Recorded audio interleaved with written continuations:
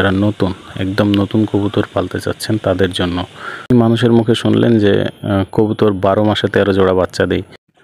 আসসালামু আলাইকুম বন্ধুরা, সবাই কেমন আছেন? আশা করি সবাই ভালো আছেন। আমিও ভালো আছি আলহামদুলিল্লাহ। আমি কবুতর প্রেমী হিসেবে আপনাদের জন্য রইল শুভকামনা এবং অসংখ্য ভালোবাসা।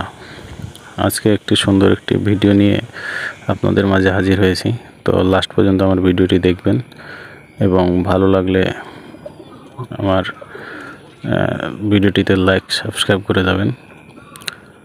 তো আজকে যে বিষয়টা নিয়ে কথা বলবো সেটি হচ্ছে যারা নতুন একদম নতুন কবুতর পালতে চাচ্ছেন তাদের জন্য। তারা কি কবুতর দিয়ে প্রথমে শুরু করবেন, আপনাদের একটা পরামর্শ দেই। যারা নতুনভাবে কবুতর পালন করা শুরু করতে চাচ্ছেন তারা প্রথমেই দামি কবুতর বা ফ্যান্সি কবুতর দিয়ে শুরু করবেন না। আপনারা প্রথমে দেশি কবুতর বা কোকা কবুতর নিতে পারেন, গোল্লা কবুতর, এই ধরনের কবুতর দিয়ে কবুতর পালন শুরু করবেন। এবং এই যে আমার দেখতে পাচ্ছেন কাঠের টাপ করেছি এবং এখানে দেশি কবুতর উঠেছি। দেশি কবুতর দিয়ে আপনি যদি কবুতর প্রথমে পালন শুরু করেন তাহলে কি হবে, আপনার কবুতর সম্পর্কে আপনি প্রাথমিক একটা ধারণা নিতে পারবেন। কবুতরগুলো কী খায়, তাদের অসুখ হলে তাদেরকে কিভাবে ট্রিটমেন্ট দিতে হবে।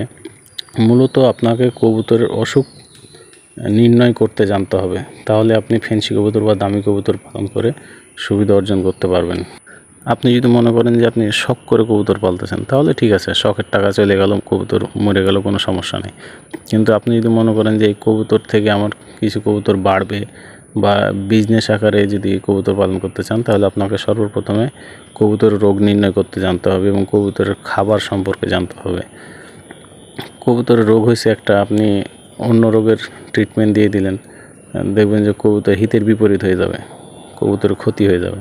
বিধায় আপনাকে কবুতর পালনের শুরুতে আপনাকে আগে কবুতরের রোগ নির্ণয় করতে জানতে হবে। আর কবুতরের সবসময় পরিষ্কার পরিচ্ছন্ন পরিবেশে রাখতে হবে। পরিষ্কার পরিচ্ছন্ন পরিবেশে রাখতে পারলে আপনার কবুতর সর্বদা সুস্থ থাকবে। আপনি মানুষের মুখে শুনলেন যে কবুতর 12 মাসে 13 জোড়া বাচ্চা দেয়। এই কথা শুনে কবুতর কিনে আনলেন, ঘরে রাখলেন, দেখতেছেন কবুতরের বাচ্চা দিচ্ছে না, এই জন্য আপনি মানুষকে গালাগালি করেন।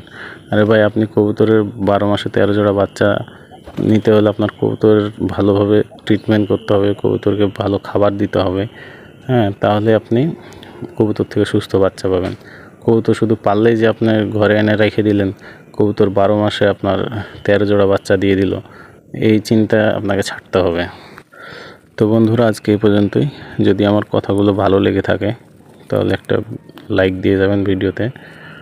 আর যারা নতুন কবুতর পালন করা শুরু করতে চাচ্ছেন তাদের জন্য শুভকামনা রইল।